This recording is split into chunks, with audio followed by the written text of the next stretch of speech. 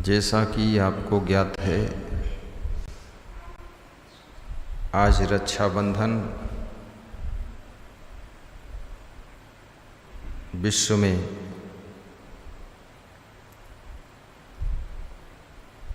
धूमधाम के साथ में मनाया जा रहा है। हर बहन यदि आप गुरु शिष्य हैं तो आप भी अपने गुरु के प्रति असीमित प्रेम बढ़ाकर उनके प्रति श्रद्धा का बंधन मजबूत कीजिए। यदि आप गुरु हैं, शिष्यों के ऊपर अनुराग, प्रेम और करुणा, कृपा और आशीष के माध्यम से उनको मजबूती से कल्याण के मार्ग में बांधिए। यदि आप शिष्य हैं, अत्यधिक आस्था का बंधन मजबूती के साथ गुरु के चरणों में बांधिए। उसी से आपके वैराग्य की रक्षा होगी, साधना की रक्षा होगी, त्याग तप की रक्षा होगी, संयम नियम की रक्षा होगी। क्योंकि गुरु के प्रति जो प्रेम है वह आपको संसार के भोगों से उपरत कर देता है, विरत कर देता है। और गुरु का शिष्यों के प्रति जो प्रेम है वो शिष्य का पूर्ण कल्याण कर देता है। ऐसे ही भाई बहन के बीच में भी यह रक्षाबंधन का पर्व स्मरण दिलाता है। भाइयों को अपनी बहन से मनमुटाव मिटाकर, नाराजी भूलकर प्रेम करना चाहिए। और बहन एक धागा हाथ में बांध देती है, उसको हम राखी कहते हैं, गजरा भी कहते हैं। लेकिन वो धागा तो कुछ दिन में पानी में भीग करके सड़ करके टूट जाता है, परंतु वास्तव में वो धागा तो एक प्रतीक मात्र है। असली धागा तो प्रेम का धागा है। बहन अपने प्रेम के धागे को भाई से बांधना चाहती है और भाई बहन के प्रेम के धागे में बंधना चाहता है, परंतु प्रेम वहीं पर जीवित रहता है जहाँ पर दोनों दिलों में त्याग होता है। लोभ नहीं है, लालच नहीं है। बहन के अंदर अपने भाई से कुछ भी पाने का लालच नहीं है। भाई को भी बहन से कुछ भी स्वार्थ की चीज़ पाने का कोई लोभ नहीं। जब लोभ लालच की मृत्यु हो जाती है, जहाँ वासनाएं भी सिकुड़ने लग जाती हैं, वहाँ पर संयम नियम मर्यादाएं ये सब मजबूत होने लग जाती है। उसी कंडीशन में प्रेम का वृक्ष प्रफुल्लित होता है। कभी कभी आपने देखा होगा कि भाई भाई के बीच में, भाई बहन के बीच में, पिता पुत्र के बीच में, सास बहू के बीच में, गुरु शिष्य के बीच में बहुत बहुत दूरियां होने लग जाती है। उसका कारण क्या होता है? गौर से उसमें देखिए तो यह तो सीमा तोड़ काम वासना का प्रभाव है। जो नहीं करना चाहिए वो कर रहे हैं, या कि असीमित लोभ उनको जकड़ रखा है, या कि स्वभाव क्रोधी बहुत है, या कि अभिमान बहुत है। क्योंकि ये काम, क्रोध, लोभ, मोह, अभिमान ये सब प्रेम के धागे को जर्जर कर देते हैं। वासना में कहाँ तक जलोगे? जब कोई बहन किसी लड़के के साथ वासना से प्रभावित होकर के घर छोड़कर, भाई को छोड़कर, भाई के सम्मान को तिलांजलि दे करके भाग जाती है, वहां फिर कहाँ रक्षाबंधन रह जाता है? रक्षाबंधन पर्व सिखाता है कि बहन को कितना त्याग करना पड़े, लेकिन भाई का प्रेम टूटने न पाए, उसके लिए त्याग भी कीजिए, क्योंकि प्रेम की खुराक त्याग है। आपको वासना भी त्याग करनी पड़ेगी। खाली रक्षा बांधने से काम नहीं चलेगा, केवल रक्षा बंधवाने से काम नहीं चलेगा। कितने भाई लोग रक्षा तो बंधवा लेते हैं, उसके बाद शाम को दारू पीते हैं, बहन को गाली देते हैं। रक्षा तो बंधवा लेते हैं,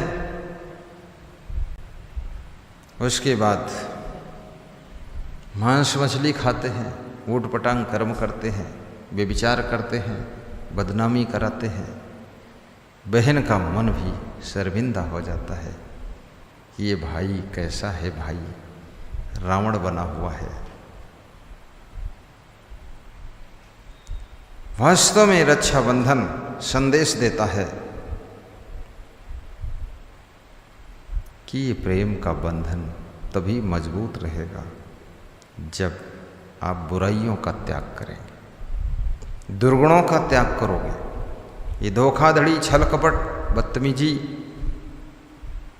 ये रक्षाबंधन के दिन भाई और बहन दोनों को संकल्प लेना चाहिए कि त्याग करूंगा, ताकि प्रेम में निर्मलता बनी रहे और गुरु शिष्य के बीच में भी ये सब चीज़ों का त्याग होना चाहिए।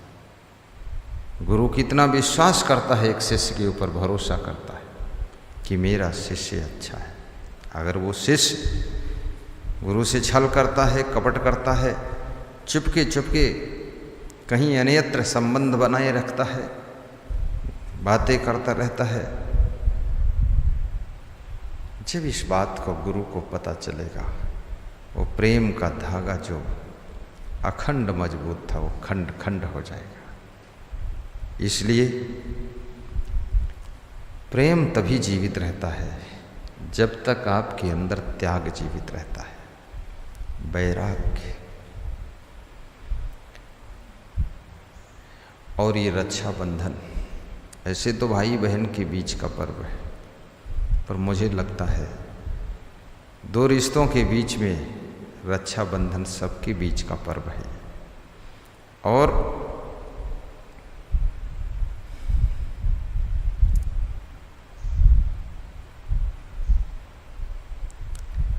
एक दूसरे की रक्षा करना ये तो मानव का परम धर्म ही है। ये फर्ज बनता है, अपना कर्तव्य बनता है। भाई बहन की रक्षा करे, बहन भाई की रक्षा करे, एक दूसरे के सम्मान की रक्षा करे, एक दूसरे की प्रतिष्ठा की रक्षा करे। यदि आपके कृत्यों से, आपके दुष्कृत्यों से और आपके विचारों से, स्वभाव से, चरित्र से भाई का सम्मान गिरकर खाक हो जाता है, बहन का सम्मान राख हो जाता है, तो आपने रक्षाबंधन का अर्थ ही नहीं समझा है। रक्षाबंधन का अर्थ ये है कि अपने भाई के प्रेम के लिए कुछ भी त्याग करना पड़े, उसे त्याग कीजिए। गम खाना पड़े तो गम खा लीजिए, सहना पड़े तो सह लीजिए। एक भाई बहुत दुखी था, तो मैंने कहा क्यों दुखी हो? बोले दुखी क्या है, बहन का विवाह किया था, मेरी बहन क्रोधी बहुत है, तो वहाँ जीजा जी से लड़ाई करती है और सासू से मारपीट करती है। अब छुड़ौती होने का अवसर आ गया, डाइवर्जन हो जाएगा, मेरे को दुख लग रहा है। बहन की गलतियां भाई को दुख के कुएं में ढकेल देती हैं और भाई की भूल बहन को दुख के खंदक में गिरा देती है। इस रक्षा बंधन का बहुत बड़ा तात्पर्य होता है। ध्यान दीजिए, गम खाइए, क्षमता रखिए, सहनशीलता रखिए और ऐसे कार्य मत कीजिए जिससे कि एक दूसरे को दुख मिले। प्रसन्नता होनी चाहिए, प्रफुल्लता आनी चाहिए। तो संपूर्ण विश्व के भाइयों को भी मैं संदेश देता हूँ कि अपनी बहनों का हमेशा ख्याल रखना और बहन का सम्मान बनाए रखना, उनकी मर्यादाओं को बनाए रखना। यदि कोई भूल चूक हो जाए बहनों से, उनको समझा देना, क्षमा भी कर देना और उनको निभाना। बहनों को भी मैं समझाना चाहता हूँ कि ऐसी गलतियाँ मत करो जिससे भाई को पीड़ा हो, और ऐसे कार्य करो जिससे भाई बहन के बीच का प्रेम का बंधन कभी टूटे ना, अटूट बंधन रहे। और साथ में खान पान भी सुधारो। ये मांस, मछली, अंडा, नशा, शराब, जुआ, बीड़ी, सिगरेट, गांजा, चरस, तंबाकू, अफीम, भांग, व्यभिचार, अनाचार, दुराचार, भ्रष्टाचार, आलस्य, क्रोध, गुस्सा, ये सब त्याग कीजिए। ये जितने दुर्गुण हैं वो भाई को बहन से, बहन को भाई से, पति को पत्नी से, सास को बहू से, बहू को सास से, गुरु को शिष्य से, एक दूसरे से सबको दूर कर देते हैं। दुर्गुण का अर्थ ही है आप कितना ही प्रेमी किसी के हैं, लेकिन दुर्गुण वही है जो तुमको उससे दूर कर देता है, उसी का नाम दुर्गुण होता है। दुर्गुणों को दूर करो। क्यों बुराइयां पाल कर रखा है? कितने बाप बेटे के बीच में बोलचाल बंद हो गई है, कितनी सास बहू में बातचीत बंद है, कितने गुरु शिष्य एक दूसरे को मिलना ही नहीं चाहते हैं, क्योंकि गुरु भी तबाह हो गया दुष्ट शिष्यों से। अब वो सोचता है बस ऐसे ही ठीक है। ये सब बदमाशी छोड़ो, बदतमीजी छोड़ो, बेईमानी छोड़ो, चुट्टईपना छोड़ो, छल कपट छोड़ो, कुकर्म छोड़ो और दुर्गुणों को दूर करो। जो दुर्गुणों को दूर कर देता है उसके परस्पर के प्रेम के धागे मजबूत हो जाते हैं, अखंड हो जाते हैं। दो के बीच के प्रेम को तोड़ने वाला दुर्गुण ही होता है। तुम्हारी श्रद्धा, आस्था को नष्ट करने वाला भी दुर्गुण है। तुम समझ नहीं पाओगे कि ये खुराफात कहाँ से हो रही है। इतने मंदिर बने हैं, गुरुद्वारे बने हैं, आश्रम बने हैं, सत्संग कथाएं हो रही हैं। कथा करने वाले भी सुधरे, गुरुद्वारे के ज्ञानी लोग भी सुधरे। अपना अपना सुधार करो। आश्रम के संत लोग भी अच्छे बने। गुरु और भक्त का, श्रद्धा का, प्रेम का, आस्था का बंधन भी अखंड बना रहे। ऐसा मैं गुरुदेव से आशीर्वाद मांगता हूँ। और प्रेम बहुत बड़ी चीज़ है। ये भाई बहन के प्रेम का पर्व है। आज हमें ये पर्व याद दिलाता है कि प्रेम का महत्व क्या है। सदगुरु कबीर साहिब भी कहते हैं कि पोथी पढ़े पढ़े जग मुआ, पंडित हुआ न कोई। 2.5 अक्षर प्रेम का पढ़े सो पंडित होए। पोथियां पढ़ने से कोई ज्ञानी नहीं हो जाता है। विद्वता आ सकती पर शुद्धता नहीं आती है। और जब गुरु की कृपा से अपने अंदर शुद्धता आती है तो आपके अंदर ज्ञान का जन्म हो जाता है। इसका मतलब क्या पोथियां नहीं पढ़ना चाहिए? पढ़ना चाहिए, क्योंकि पोथियों में भी वही ज्ञान लिखा है जो गुरु ज्ञान सिखाता है। क्योंकि गुरुओं ने ही ग्रंथ लिखे हैं, सदग्रंथ लिखे, तो उन गुरुओं का ज्ञान ग्रंथ में भी पढ़ना चाहिए। जैसे आज हमारे संतगण बीजक पाठ कर रहे थे, बड़ी आस्था के साथ पाठ किया है, जोर जोर से पाठ किया है और कम से कम 1-2 फरलांग की दूरी तक सुनाई दे रहा था। बिना माइक के भी पाठ कर रहे थे, कभी माइक चल जाता था, कभी नहीं भी चलता था, लेकिन सद्ग्रंथों का पाठ करने से भी मन का मैल धुलता है। और ऐसे पर्वों त्योहारों में सद्ग्रंथ का अखंड पाठ भी करना चाहिए और प्रवचन भी सुनना चाहिए। विशेष आस्था के साथ बैठ करके गुरुदेव का दर्शन भी करना चाहिए। पवित्र मन से उनका मार्गदर्शन लेना चाहिए, उनके प्रति करुणा भाव भी पैदा होना चाहिए। दुनिया के लोग एक दूसरे के मोह में रोते धोते हैं, भक्त को कितने भक्त भी भगवान की याद में रोते हैं।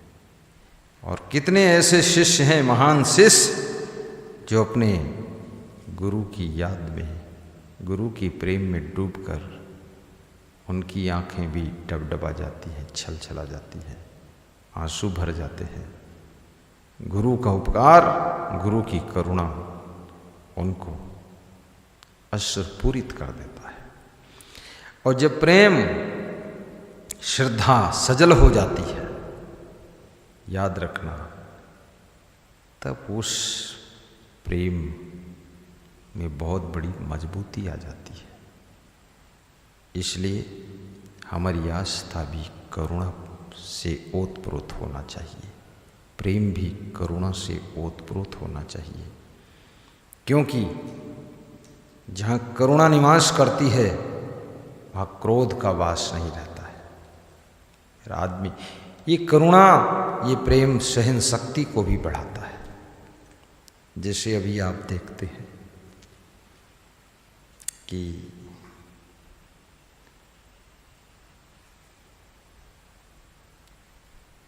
आपके जिससे प्रेम मानते हो उससे कोई सामान टूट जाए तो तुम कहते हो कोई बात नहीं, और जिससे प्रेम नहीं मानते हो 2 पैसे का सामान भी टूट जाए तो तुम बहुत बड़ी बात पैदा कर देते हो, उलझन पैदा करते हो। प्रेम क्षमा भी करता है, प्रेम सह भी लेता है, प्रेम गम भी खा लेता है। प्रेम के पाले पड़ करके स्वभाव भी सुंदर हो जाता है। जैसे लक्ष्मण का स्वभाव शेषावतार थे बता रहे हैं, और शेषनाग तो क्रोधी होता, फुफकारता रहता है। तो ऐसे लक्ष्मण को भी क्रोध आता था, लेकिन राम के प्रेम के पाले में पड़कर, राम के प्रेम में डूबकर उन्होंने अपने क्रोध को बहुत काबू रखा है। जब तक राम का आदेश नहीं होता था तब तक वो किसी के ऊपर गुस्सा नहीं करते थे। अंदर अंदर चेहरे पर तो आ जाता था थोड़ा भाव, लेकिन ब्रेक लगा लेते थे, सह लेते थे। गुरु के प्रति अगर अथाह प्रेम है तो आप काम, क्रोध, लोभ, मोह, ईर्ष्या, द्वेष, अहंकार, चोरी, चपारी, ये जितने दुर्गुण हैं, बुराइयां हैं, इनको तुम आसानी से जड़मूल से नष्ट कर सकते हो, जीत सकते हो। ये गुरु के प्रति की श्रद्धा की शक्ति सारी बुराइयों के ऊपर विजय प्राप्त करने में आपकी बहुत बड़ी सहायता करती है।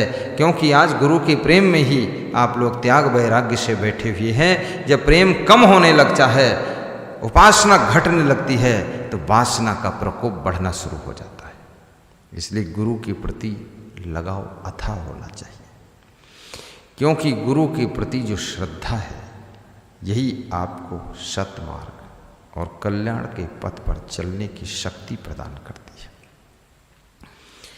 और ये निष्ठा का पर्व है, ये प्रेम का ही पर्व है।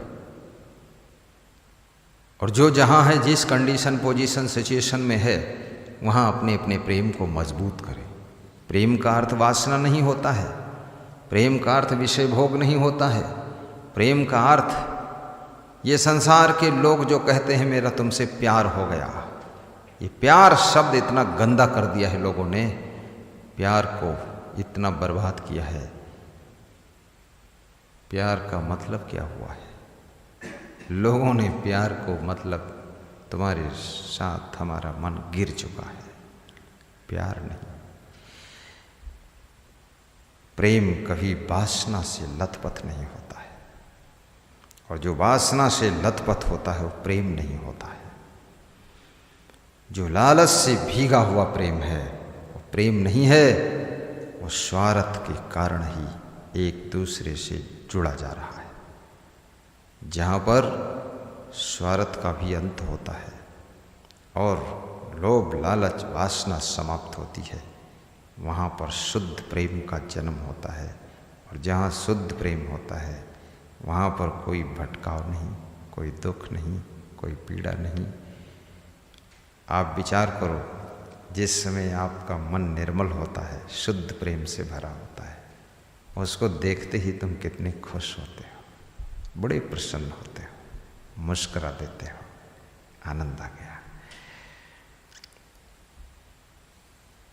वासना आपके शुद्ध प्रेम को गंदा करती है और लालच प्रेम को विकृत करता है, अहंकार प्रेम के टुकड़े कर देता है, और क्रोध प्रेम को नष्ट करता, भस्म करता है।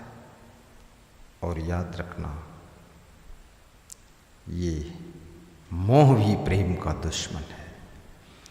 धृतराष्ट्र को दुर्योधन के प्रति मोह था, उस मोह के कारण पांडवों के प्रति प्रेम भी खत्म हो गया था और अन्याय प्रारंभ कर दिया था। इसलिए मोह में भी मत फंसो। और मोह में डूबा हुआ इंसान जिसके प्रति मोह करता है उसको कभी सही मार्गदर्शन नहीं दे पाता है, उचित बात नहीं कह पाता है, नीति की बात नहीं कह पाता है। जो माताएं बहनें अपने बच्चों को बहुत मोह करती हैं, बच्चा बिगड़ता जा रहा है, गलती करता जा रहा है, लाइन आउट होता जा रहा है, लड़की बिगड़ती जा रही है, उसके सिर पे हाथ धर के उसके मुंह को पकड़कर, गाल पकड़ कर, हाय मेरा लाल बहुत अच्छा। लाल नहीं है, ये काल है, ये लल्ली नहीं है, ये डल्लम डल्ली है। इसके चक्कर में कहाँ फंसी हुई हो तुम? अरे इसको टाइट कीजिए। अनुशासन इंसान को महान बनाता है। प्रेम अनुशासन से भरा हुआ होता है, मोह अनुशासन को किनारे रख देता है, नियम संयम को किनारे रख देता है। लेकिन शुद्ध प्रेम नियम संयम मर्यादा और अनुशासन का पालन करता है। इसलिए ये रक्षाबंधन का पर्व, हमारे गुरुदेव विराजमान हैं, उनके सानिध्य में ये पर्व हम मना रहे हैं। आज हम सब संकल्प लें कि गुरुदेव जी के चरणों में शुद्ध प्रेम, केवल प्रेम ही फिक्स होगा, ऐसा प्रेम उनसे आजीवन रखेंगे, आस्था रखेंगे और उनके चरणों में लालायित होकर के जैसे आए हैं उस तरह से जीवन भर उत्साहपूर्वक रहेंगे। कहीं भी मन भटकने नहीं पाएगा, इस संकल्प दृढ़ रखना। क्योंकि जितने भी महान गुरु हुए हैं, जैसे विशाल देव थे, उनकी सानिध्य में 60-70 शिष्य रहते थे, 80-90 तक भी हो जाते थे। सब ब्रह्मचारी गुरु के प्रेम में ब्रह्मचर्य का पालन कर लेते थे, गुरु की प्रति श्रद्धा में अपने क्रोध को भी काबू कर लेते थे, अहंकार को खत्म कर देते थे, बड़े विनम्र सरल ढंग से रह लेते थे। आज ये जितने यहाँ संत लोग बैठे हैं, मैं इनको देखता हूँ तो कुछ संत तो ऐसे हैं कि उनका कहूँ कि कोई याद ही नहीं आवत है, बस मन वहीं खुश है, घर की भी याद नहीं करते, मोह भी खत्म हो गया। जो कुछ था मोह और प्रेम वो सब गुरु के चरणों में जोड़ लिया। रामचरितमानस में लिखा हुआ है, बहुत सुंदर। सब कर ममता ताग बटोरी, मम पद मन ही बांधु बट जोरी। सबकी ममता के तागे बटोर कर एक रस्सी बनाकर मेरे चरणों में बांध लीजिए, अर्थात पूरे संसार की मोह ममता के धागे इकट्ठे करके एक श्रद्धा की रस्सी बनाइए और गुरु के चरणों में उसको बांधिए। वही रस्सी के माध्यम से गुरु तुमको खींचकर भव सागर में डूबने से बचाएगा और मोक्ष के तट पर पहुंचा देगा, तुम्हारा उद्धार कर देगा। लेकिन पद मन ही बांधो बट जोरी, मम पद मन ही बांधो बट जोरी, मम पद मन ही बांधो बट जोरी। सब कर ममता तागे बटोरी, बंदहूँ गुरु पद पदों में परागा। शुरू गाइए, हासे शरस अनुरागा, अमीय मोरी मैं चूरन चारु, समन सकल भव रुज परिवार। अमीय मोरी मैं चूरन चारु, समन सकल भव रुज परिवार। बंदहूँ गुरु, बहुत सुंदर, मस्त गाइए, रस गाइए, रसपूर्ण गाइए। सुरुचि सुबास सरस अनुरागा, सरस अनुरागा। बोलिए सद्गुरु देव की जय। जिन जिन घरों में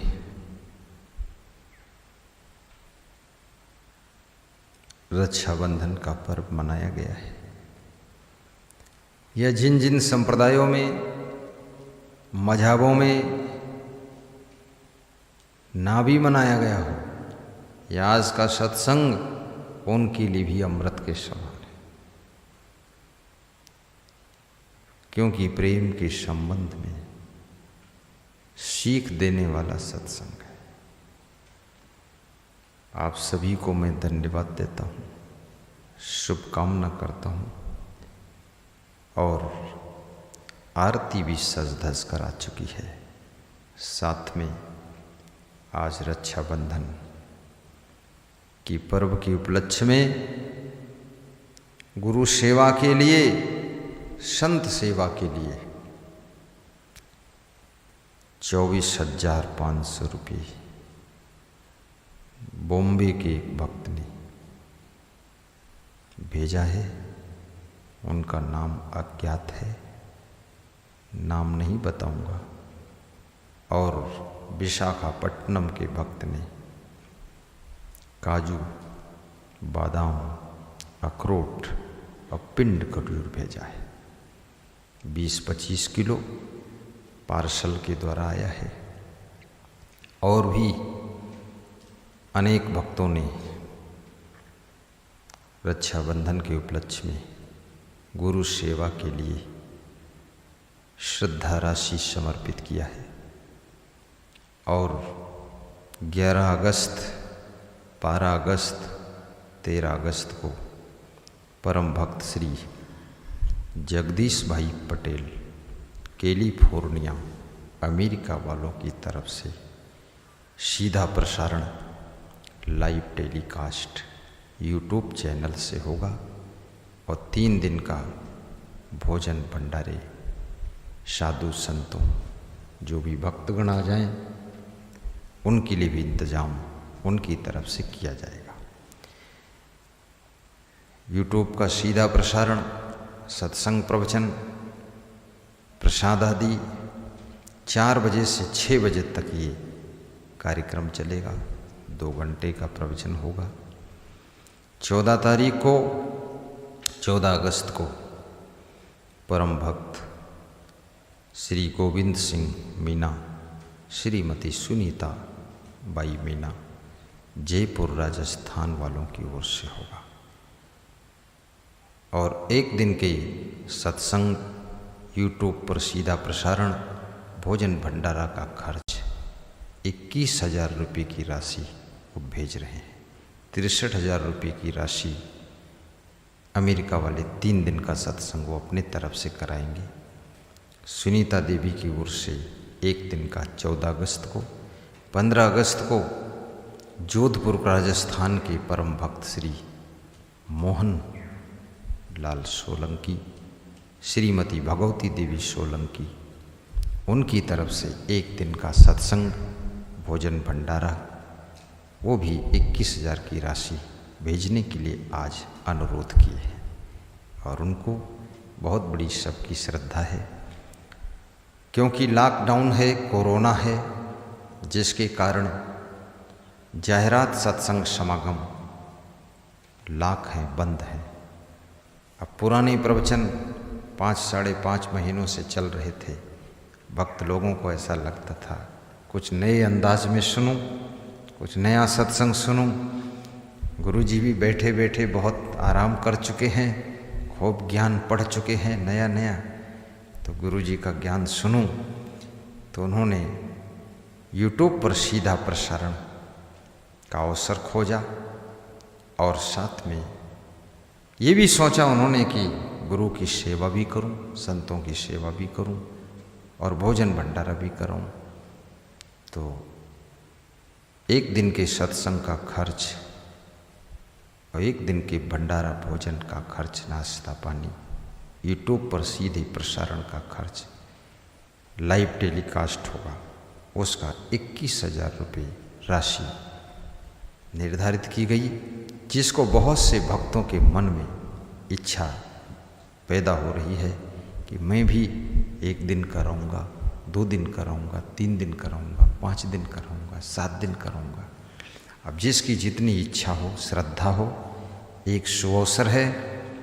और ये ताज़ा प्रवचन पूरे विश्व के नर नारियों को श्रवण करने को मिलेगा और इसका लाभ करोड़ों लोग उठाएंगे, क्योंकि मैंने सुना है 25 करोड़ व्यूअर लगभग यूट्यूब के चैनल पर है।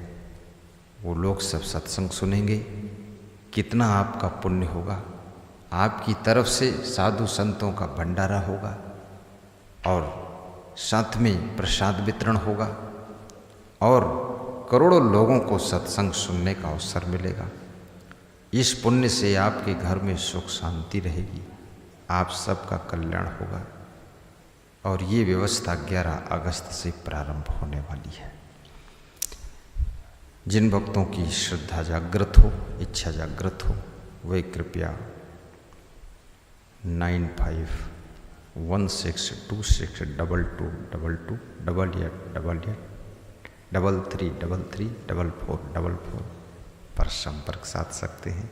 9754672282 पर संपर्क कर सकते हैं, क्योंकि ये यूट्यूब चैनल के माध्यम से सत्संग का जो सीधा प्रसारण है, ये बुकिंग इन्हीं नंबरों पर होती है। इनको अवगत कराएं और जिनकी जिनकी तरफ से सत्संग समागम होगा उनका फोटो और उनकी तस्वीर, उनके परिवार का फोटो आप भेजें और उसको भी यूट्यूब के इस चैनल पर सीधे प्रसारण में प्रदर्शित किया जाएगा, दिखाया जाएगा। आपका भी यश होगा, कीर्ति होगी, आपका बहुत बड़ा पुण्य होगा। और जिस आश्रम में हम लोग बैठे हैं, यह आश्रम हमारे पूज्य गुरुदेव श्री क्षमादेव जी ने निर्मित किया है, पूज्य श्री गुरुमन देव जी ने निर्मित किया है और हमारे संतों ने भी इसमें बहुत परिश्रम किया है, गुरुजनों की कृपा से बना है। और आश्रम में आम के वृक्ष, लीची के वृक्ष, कटहल के वृक्ष, अमरूद के वृक्ष और जामुन के वृक्ष, कमरख के वृक्ष भी खूब लगे हुए हैं। आश्रम हरा भरा है, बहुत सुंदर सुशोभित हो रहा है। आश्रम में कोई प्रकार की कमी नहीं है। आश्रम धन धान्य से, हरियाली से पूर्ण है।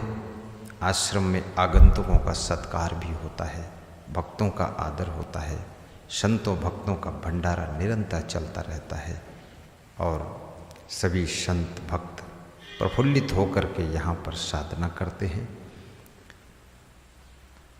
आज भी नोएडा से भक्त आए थे, आशीष यादव जी, दर्शन करके कल शाम पहुँचे थे, आज विदा हुई है। ऐसे जो कोरोना से मुक्त हैं, जिनको कोरोना का संक्रमण नहीं है, आज्ञा लेकर के ही आते हैं। जिनको आज्ञा नहीं मिलती है वह नहीं आते हैं। तो जो लोग दर्शन के लिए आना चाहते हैं, पहली बात वे कोरोना संक्रमण से मुक्त रहें, जांच करा लें और उसके बाद आज्ञा लें। और आज्ञा भी जो नंबर मैंने बोला इसी पर आज्ञा मिलेगी, उस आज्ञा को लेकर के आप यहाँ पहुँचेंगे और दर्शन करके आशीर्वाद लेकर वापस चले जाएंगे। और अभी कोरोना संक्रमण है, इसलिए सब भक्तों को आने जाने को मना किया गया है, ताकि इस इन्फेक्शन से सभी भक्त भी बच सकें। जीवन रक्षा बहुत बड़ी चीज़ है और संत भी सुरक्षित रह सकें। और ये हमारे भारत देश में नहीं, संपूर्ण विश्व में, हर देश में कोरोना वायरस का संक्रमण फैला हुआ है। सभी देशों की आर्थिक स्थिति चरमरा रही है, व्यवस्थाएं बिगड़ रही हैं, मार्केट डाउन हो रहे हैं, अर्थतंत्र कमज़ोर हो रहा है और बहुत बड़ी समस्याएं खड़ी हो रही हैं। लेकिन मैं समस्त विश्व के नर नारियों से कहूँगा, धैर्य बनाए रखना और जो भी काम कर सकते हो, खेती बाड़ी, बिजनेस संभव है कोरोना संक्रमण के मध्य में, उसको करते भी रहिए, कुछ इनकम सोर्स बनाते रहिए और कोरोना से बचाव करते रहिए। क्योंकि शासन प्रशासन भी स्थिति परिस्थिति को देखते हुए कभी लॉकडाउन लगाता है शासन, कभी छुट्टी भी देता है, लॉकडाउन खुल भी जाता है। क्योंकि अर्थव्यवस्था निरंतर गिरती जा रही है, समस्याएं लोगों के घर घर में बढ़ती जा रही हैं। शासन प्रशासन की ओर से सब प्रबंध होता जा रहा है, राशन वितरण भी हो रहा है। और लेकिन किसानों को ज़्यादा मेहनत करना चाहिए, क्योंकि खेत में कोई कोरोना नहीं है। मेहनत करिए, अच्छा सा धान का उत्पादन कीजिए, अच्छे गन्ने का उत्पादन कीजिए, ज्वार बाजरे का उत्पादन कीजिए, मक्के का उत्पादन कीजिए, सोयाबीन का उत्पादन कीजिए, जिससे कि देश के अंदर अन्न की समस्या खड़ी न होने पाए। क्योंकि सरकार हो या कोई भी हो, किसान ही खेत में अन्न पैदा करेगा, वही अन्न खाया जाएगा। अगर किसान के खेत में अन्न नहीं हुआ तो ये राशन वितरण भी सरकार कहाँ से करेगी।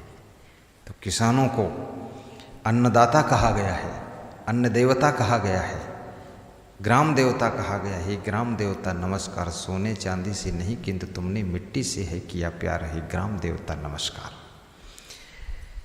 तो ये ग्राम देवता जो किसान लोग हैं, अन्न देवता, इनको बहुत मेहनत करना है और अच्छी फसलें उपजाना है, ताकि समस्त विश्व के नर नारियों को भोजन की व्यवस्था मिलती रहे और सेटिंग बिगड़नी न पाए। और जो बिजनेस सावधानी से हो सकते हैं उनको भी बड़ी सावधानी से कीजिए,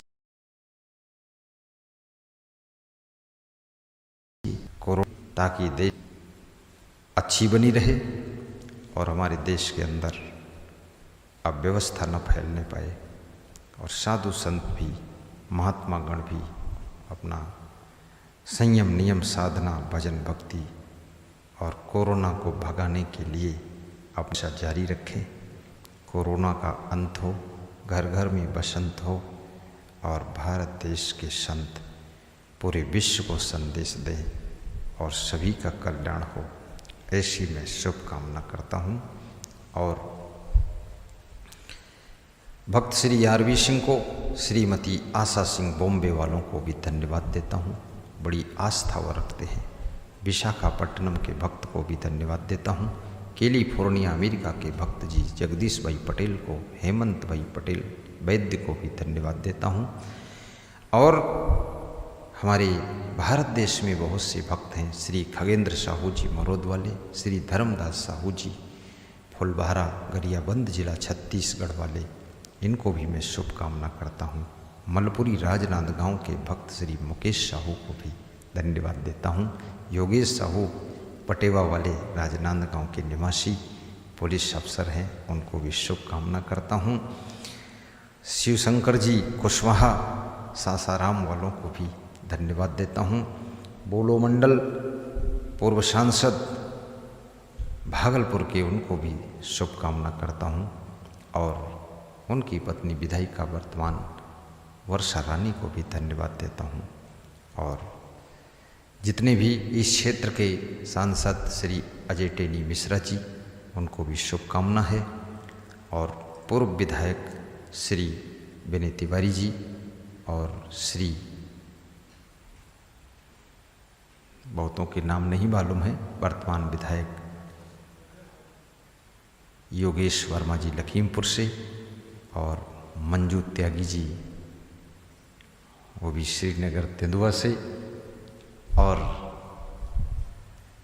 श्री अरविंद गिरी जी गोला गोकर्ण क्षेत्र से, इनके लिए भी हम शुभकामना करते हैं। ये लोग भी मेहनत कर रहे हैं। और वर्तमान में प्रधानमंत्री नरेंद्र मोदी और गृह मंत्री अमित शाह जी, मुख्यमंत्री श्री आदित्यनाथ योगी महाराज जी, इनको भी हम धन्यवाद देते हैं और शुभकामना करते हैं कि कोरोना संक्रमण इनको प्रभावित ना करे। और यदि प्रभावित हो गए हों कदाचित, तो बहुत जल्दी कोरोना के ऊपर इनकी जीत हो, इनका स्वास्थ्य अच्छा रहे, क्योंकि देश के करोड़ों नर नारी इनसे बहुत आस विश्वास रख रहे हैं। और 5 अगस्त को राम जन्मभूमि अयोध्या में राम मंदिर भव्य बनने के लिए शिलान्यास होने जा रहा है दोपहर में, जिसको भारत देश के प्रधानमंत्री माननीय श्री नरेंद्र मोदी शिलान्यास करेंगे। उनके साथ में कुछ खास लोग रहेंगे 5-7, बाकी सब साइडों में बैठेंगे। कोरोना के कारण सीमित लोग वहाँ एकत्र होंगे। और उस दिन सबको दीपक जलाने के लिए भी उन्होंने आह्वान किया है कि जिस राम मंदिर के बनने की प्रतीक्षा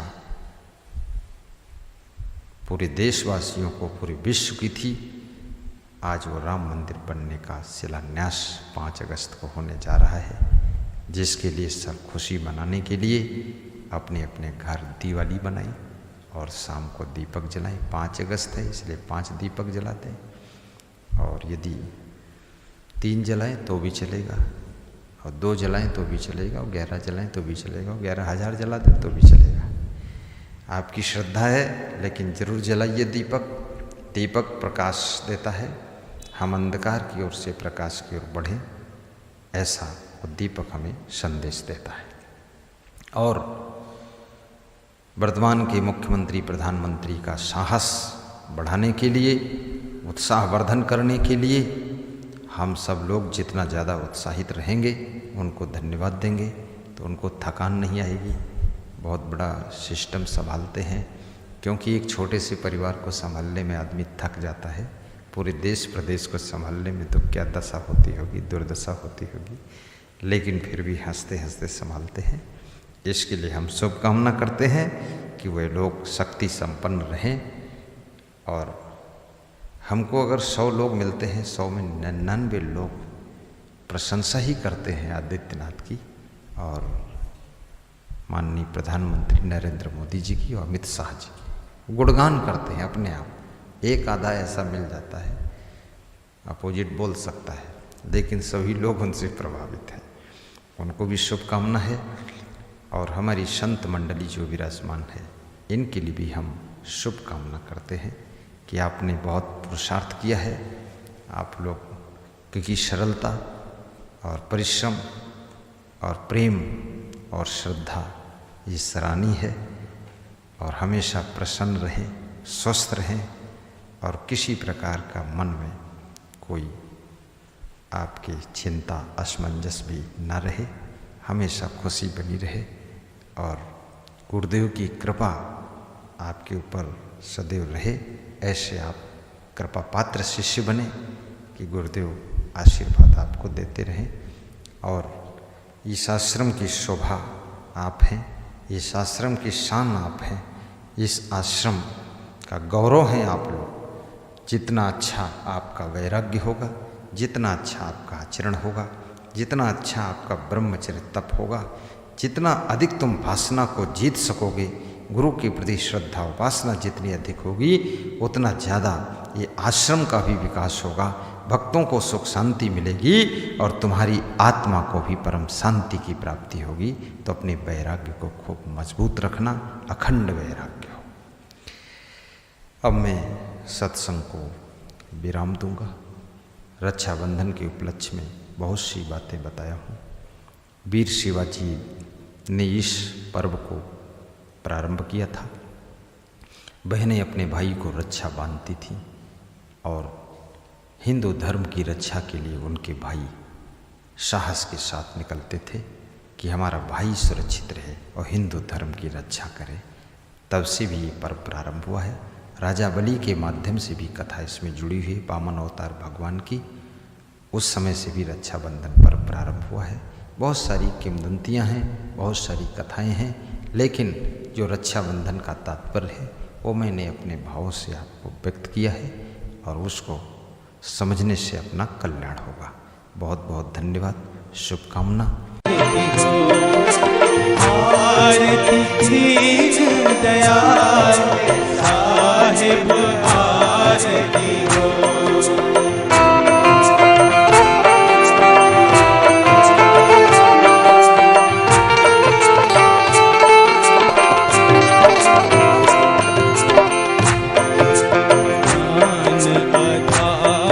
विवेक की बातें, ज्ञान आधार विवेक की बातें, सुरति ज्योत जहाँ जा साहिब आरती हो, सुरति ज्योत जहाँ जा साहिब आरती हो, आरती दीन दयाल साहिब आरती हो, आरती गरीब निवास साहिब आरती हो।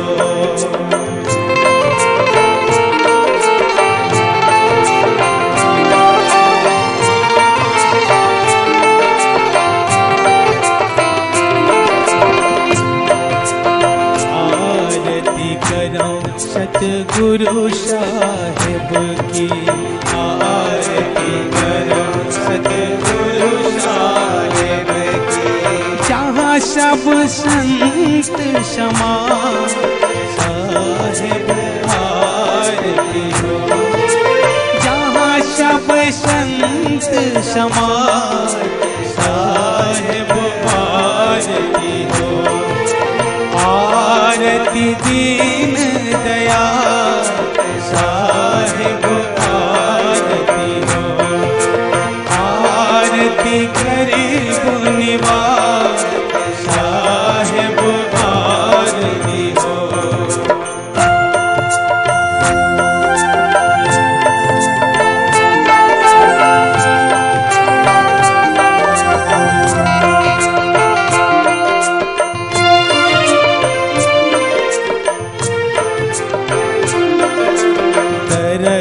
परश गुरु चरण शरण भयो, तरस परश गुरु चरण शरण, टूटी गयो यम के जा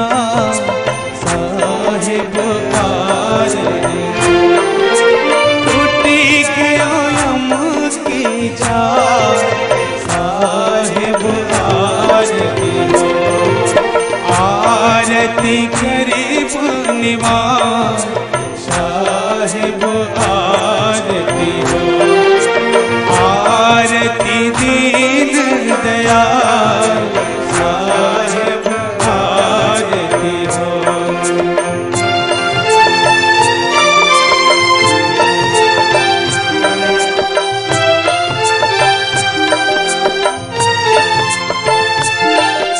साहेब कबीर संतन की कृपा से, साहेब कबीर संतन की कृपा से, भया हो परक परकाश साहेब आरती हो, भया हो परक परकाश साहेब आरती हो।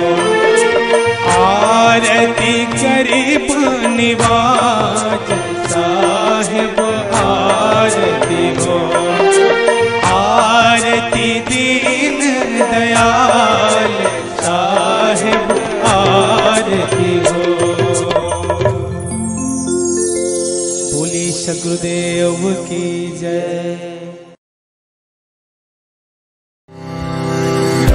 जहां चाह है वही राह है। अब एक नई बिजनेस की शुरुआत कर सकते हैं श्री च्यवन स्वदेशी केंद्र के साथ। भारत देश में वर्तमान का ऐसा पहला बिजनेस मॉडल जिसमें FMCG product, Ayurvedic product, daily needs products के साथ जीवन जरूरत की 200 से ज्यादा उत्पादों के साथ आप अपने ग्राम पे, अपने तहसील पे, अपने जिला में एक नई फ्रेंचाइजी की शुरुआत कर सकते हैं। मोनोपोली के साथ एक बेहतरीन बिजनेस की शुरुआत करने के लिए आज ही संपर्क करें 9516263333, 9516264444 या 951626।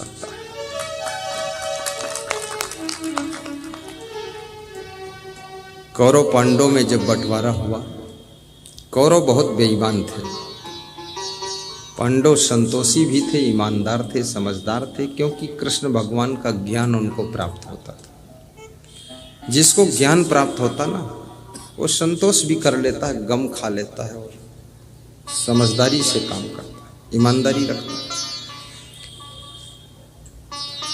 कृष्ण भगवान कौरवों को भी ज्ञान देने का प्रयास तो करते थे, लेकिन कौरव लेते ही नहीं थे। कौरवों ने ज्ञान कभी लिया ही नहीं, कृष्ण को भी गाली दिया। जो दुर्योधन जैसे लोग होते हैं वे ज्ञान देने वालों को भी गाली दे देते हैं, ज्ञान नहीं लेते। रावण, दुर्योधन और कंस गांव-गांव में बसे हुए। पांडव जैसे लोग ही सत्संग में आएंगे और दुर्योधन जैसे लोग सत्संग में नहीं आएंगे। वो अपने घर ही में बैठे बैठे कुछ बुदुर बुदुर करते रहेंगे, बोलते रहेंगे। लेकिन पांडवों को बंटवारा में तांडव वन मिला था। तांडव वन अपने भुजाओं के परिश्रम से, बुद्धि के प्रयोग से, शुभ संस्कारों के परिणाम से, आपस की सुमत से उस तांडव वन को हस्तिनापुर से भी सुंदर महल खड़ा किया था, जिसका जब उद्घाटन किया है दुर्योधन को बुलाया। दुर्योधन ने देखा तो दुर्योधन के छाती पर सांप लौट गए। क्या रे, दिया था तो तांडव वन, उबड़ खाबड़ जमीन, आज यहां पर तो बिल्कुल इंद्रलोक बसा हुआ है, इंद्रप्रस्थ जैसा है, हस्तिनापुर से भी सुंदर। याद रखना, कभी भाई भाई का बंटवारा हो, चाचा भतीजे में बंटवारा हो, पट्टीदारों से बंटवारा हो, बंटवारा ईमानदारी से करो। धन बांट लो लेकिन मन मत बांटो, सामान बांट लो पर एक दूसरे का सम्मान मत बांटो, घर बांट लो लेकिन घर वालों का प्रेम मत बांटो, और याद रखना जमीन बांट लो पर अपनी जमीर को मत बांटो, इज्जत को मत बांटो, और भाई के प्रति नफरत मत रखो। कितने लोग बंटवारा करते हैं, भाई भाई 20 साल साथ में रहे, जिस दिन से बंटवारा हुआ है तो भाई भाई बिल्कुल दुश्मन की तरह हो, देवरानी जेठानी बिल्कुल ऐसे हो गई जैसे क्या सांप और न्योला एक दूसरे को देख नहीं सकते। ये बंटवारा किस मॉडल का है? बंटवारा का अर्थ ये नहीं है तुम्हारे दोनों के बीच का प्रेम मर जाए तो बंटवारा कैसा है? और जहां ईमानदारी रहती है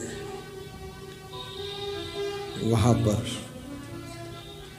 कभी भी प्रेम समाप्त नहीं होता है। और जब बंटवारा हो तो जो तुम्हारा बड़ा भाई है उसको थोड़ा हिस्सा ज्यादा दे दो, क्योंकि कमाते कमाते उसकी उम्र तो गुजर गई, बुढ़ापा आ गया, और छोटा भाई तो भी कम उम्र का है, इसको कमाने के लिए वक्त बचा है। जो बड़े भाई ने इतने दिन कमाया है, छोटा भाई तो आधा बांट लेगा, लेकिन अब छोटा भाई अपनी जवानी में कमाएगा, उसको तो पूरा ही उसी के पास रहेगा। अब बड़ा भाई बूढ़ा हो गया, अब कमाने का शरीर नहीं रह गया, अब उसके पास क्या बचा? इसलिए बड़े भाई को थोड़ा ज्यादा दे दो, कमजोर हो चुका। लेकिन ज्यादा मत दो तो कम से कम बड़े भाई को मारो मत। उत्तर प्रदेश में एक सज्जन मेरे पास आए, बोले हम 3 भाई हैं, हम बड़े हैं, घर में गरीबी बहुत थी, बहुत मेहनत किया गुरुदेव, तो बोर की दुकान खोला, बोर की मशीनें खरीदा, बोर करता हूँ, उससे पैसा हो गया, जमीन खरीदा। छोटे भाई जब जवान हुए तो मुझे आंख दिखाने लग गए, ऐंठने लग गए, तो मैंने कहा भाई ऐंठो मत, आंख मत दिखाओ, बंटवारा करो। तो हमने बराबर बराबर हिस्सा दे दिया। तब भी छोटे भाई सब बेईमानी करना चाहते हैं और हमको दोनों मारना चाहते हैं। अब मैं क्या करूं? तो मैंने कहा कोई नहीं मारेगा, एक दिन उनको भी यहाँ ले आओ आश्रम पर, थोड़ा ज्ञान दे दे, समझा दे। तो लेकर आए, समझा दिया तो ठंडे हो गए, सब शांत। अरे प्रवचन सुनो, अपनी जेठानी का भी आदर रखो, देवरानी का भी ख्याल रखो, भाई भाई का ख्याल रखो। बंटवारा हो गया इसका अर्थ ये नहीं है कि तुम्हारा रिश्ता टूट गया है, रिश्ता तो वही रहेगा, और जो रिश्ता निभाना जानता है वही फरिश्ता को प्राप्त होता है, वही फरिश्ता को प्राप्त होता है। याद रखना, आपने मधुमक्खियों को कभी आपस में लड़ते नहीं देखा है, इसलिए मधुमक्खियां जहर के फूलों के रस को भी मधुरस अमृत रस बना देती हैं, क्योंकि उनके आपस में सुमत होती है। जिनके पास आपस में प्रेम होता है वह लोग नरक को भी स्वर्ग बना देते हैं, दुख को भी सुख बना देते हैं, और कांटों को फूल बना देते हैं। और मधुमक्खियां, उनमें आपस में इतना प्रेम है, इतना प्रेम है, उनके प्रेम के कारण मधुमक्खियों का जूठा सब खाते हैं। मक्खी का जूठा कोई नहीं खाता है, लेकिन मधुमक्खी का जूठा सब खाते हैं। मधुमक्खी, मक्खी और मधुमक्खी में अंतर क्या है? मक्खी के पास विवेक नहीं है, वो सब जगह बैठ जाती है, बिष्ठा पर बैठ जाएगी और फिर वहां से उड़ेगी तो खीर के ऊपर बैठ जाएगी, बेअकल। इसलिए उसका जूठा तो जूठा मक्खी का छुआ हुआ कोई नहीं खाता है। इसलिए हलवाई लोग भी अपने दुकान में कांच लगा के रखते हैं, उसके अंदर मीठा रखते हैं कि मक्खी छू ना पाए। उसके पास विवेक नहीं। लेकिन मधुमक्खी कभी विष्ठा पर नहीं बैठती, फूल पर बैठती है। और मधुमक्खी कभी फालतू जगह पर नहीं बैठती, जहां उसको रस मिलता वहीं बैठती है, रस। और मधुमक्खी फालतू किसी को छेड़ती भी नहीं है, और मक्खी तो फालतू भी छेड़ती रहती है। कहीं तुम्हारे नाक पर बैठ जाएगी, आंख पर बैठ जाएगी, फिर अपने पैरों से गुजगुजा देगी, डिस्टर्ब बहुत करती है। हाँ, तो मक्खी ऐसा नहीं करती। मक्खी को बैठने का स्थान मालूम मुझे कहां बैठना है। जो मधुमक्खी की तरह है, जिनके पास में विवेक है,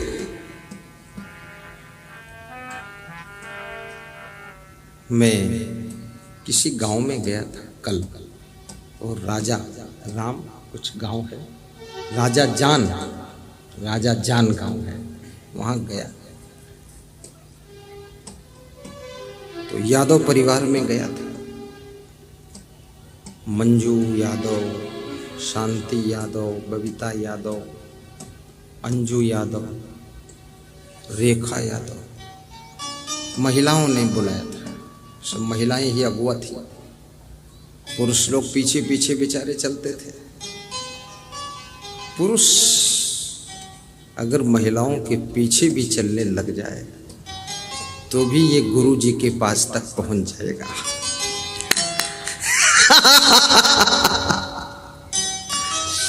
तो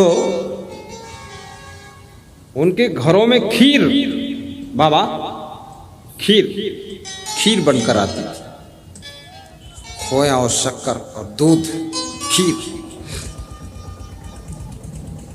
वो रसगुल्ला, गुलाब जामुन, काजू, बादाम, छुहारा, मतलब अपनी क्षमता से ज्यादा व्यवस्था, आस्था से ज्यादा व्यवस्था। उतना क्षमता नहीं थी लेकिन प्रेम बहुत था। तो मैं देखता था उसे गौर से। मेरे से क्या कहते थे वो भक्त लोग, बाबा देखो ना, तुम थोड़ा खा लो और बच जाएगा तो हम लोग खा लेंगे। देखते क्यों हो, खाते क्यों नहीं? मैं इसलिए देखता था कि अगर पूरा खाऊंगा तो फिर वजन इतना बढ़ेगा कि भजन हो ही नहीं पाएगा। ये डर लग रहा था। तो खीर तो मैं किसी घर में खाया नहीं, दूध पी लिया थोड़ा थोड़ा। किसी घर में काजू 2-4 खा लेते थे, किसी घर में छुहारा धोकर खा लेते थे, किसी घर में 2-4 किशमिश खाया तो सब जगह, मीठा नहीं खाया। क्योंकि आयुर्वेद शास्त्र कहता है 50 साल की उम्र के बाद मीठा कम कर देना चाहिए, और 60 साल के बाद लगभग बंद कर देना चाहिए, और 70 साल के बाद नमक भी कम कर देना चाहिए, और 70 साल के बाद मिर्चा भी कम खाना चाहिए। मिर्चा तो शुरू से ही कम खाओ, मिर्चा खाने से क्रोध बहुत बढ़ता है। जितने लोगों ने मुझसे कहा है कि क्रोध ज़्यादा आता, गुस्सा ज़्यादा आती, तो मैंने पूछा क्या मिर्चा खाते हो? बोले अलग से भी खाता हूँ, जो सब्जी में पड़ा हो तो पड़ा ही है, 4-5 अलग से लेता हूँ। मिर्चा से क्रोध बढ़ता है। तत्वों से बना शरीर है, इसलिए मिर्चा कम खाना चाहिए। नमक ज़्यादा खाने से बीपी हाई हो जाता है, नमक बहुत कम खाने से बीपी लो हो जाता है, और शक्कर ज़्यादा खाने से डायबिटीज, शुगर, मधुमेह की बीमारी हो जाती है, और शक्कर बिल्कुल न खाने से सिर में चक्कर आता है, चक्कर घूम जाएगा दिमाग का, इसलिए थोड़ा सा खा लिया। और जिसका वजन 80-90 हो गया है, अब ज़्यादा सावधानी रखना है, क्योंकि भारत देश अब संपन्न देश है। बिहार भी संपन्न है, बिहार में गरीबी नहीं है। अब मन में सोचते रहो मैं गरीब हूँ तो बने रहो।